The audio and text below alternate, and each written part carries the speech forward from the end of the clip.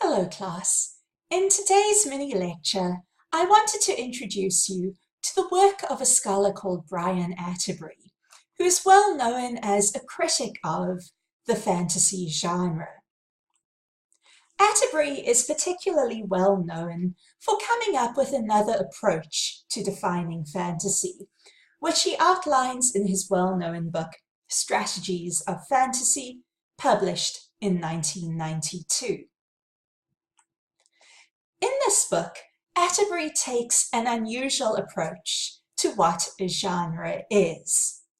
On pages 12 and 13, he says that genres may be approached as fuzzy sets, meaning they are defined not by boundaries, but by a center.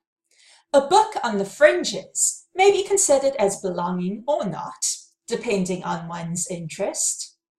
Furthermore, there may be no single quality that links an entire set.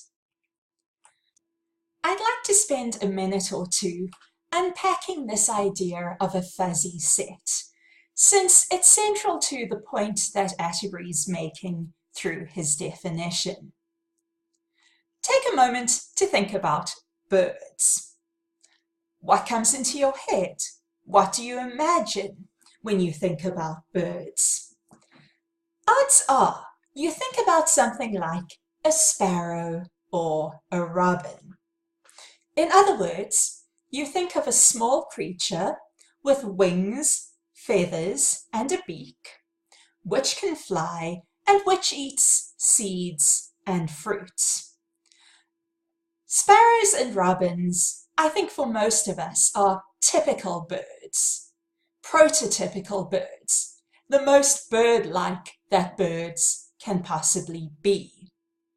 As Atterbery goes on to say, when we move away from that very prototypical center, we encounter examples that are either more or less problematic. Going back to our example of birds, we might think about flightless birds, such as chickens or ostriches. We might also think about birds that scavenge meat, such as vultures. These would be less problematic examples. All of us would still think of chickens and vultures and ostriches as birds. We just wouldn't necessarily think of them as typical or prototypical birds. In some cases, we might put them in other categories. We might put chickens into the category of farmyard animals, or we might put vultures into the category of scavengers. As we move further away from the center, we'll encounter more and more problematic creatures. For instance, we might encounter creatures which we wouldn't recognize as birds, but which we'd say are bird-like or associate with birds in some way. For instance, we might encounter bats, who are clearly mammals, but have wings and can fly. We might also encounter platypi, who again are mammals, but have beaks and can lay eggs.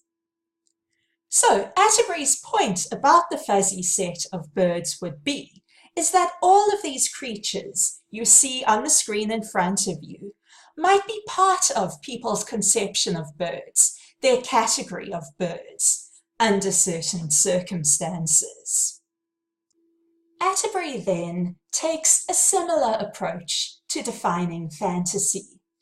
He presents fantasy as a fuzzy set, which is defined by its center and not by its boundaries.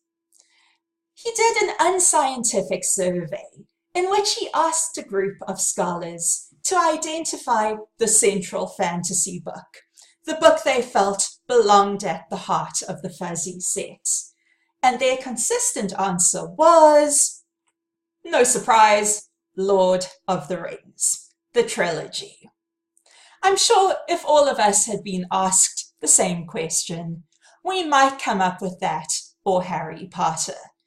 At the time he did it, though, Harry Potter was just starting to be a phenomenon, so people would have automatically gone for Lord of the Rings.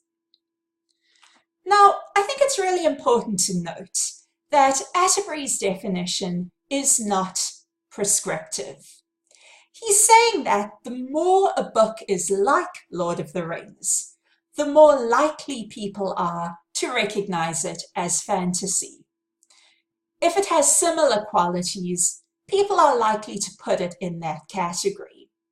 If it has different qualities, they're likely to put it in another category, like science fiction, or horror, or dramatic fiction. But he also says that people may consider different works to be fantasy or not, depending on their own interests and perceptions. So he makes room for us to have our own personal take on the genre. It's also important to note that Atterbery's definition doesn't have clear borders or distinctions. He says on page 13, fantasy edges into science fiction impinges on mainstream fiction overlaps with fantasy. And I think we've already seen an example of that in this class. Think back to when we looked at Ted Chiang's 72 Letters. We studied it as an example of science fiction. We looked at the scientific aspects of the story. However, we could have equally studied it as fantasy.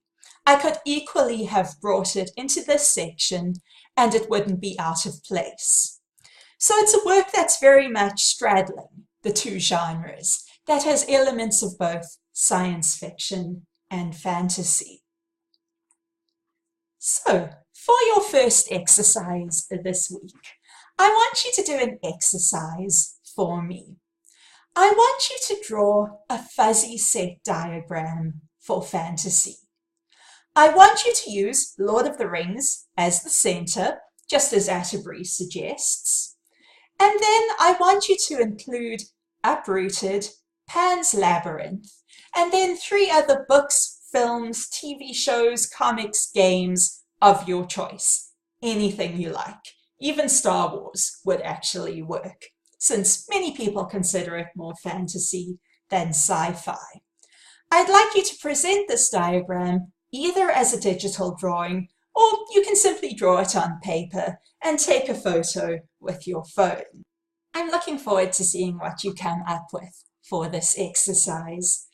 So, I hope you found Atterbery's definition interesting for giving you another perspective on how you could approach genres and how you could think about both fantasy and science fiction.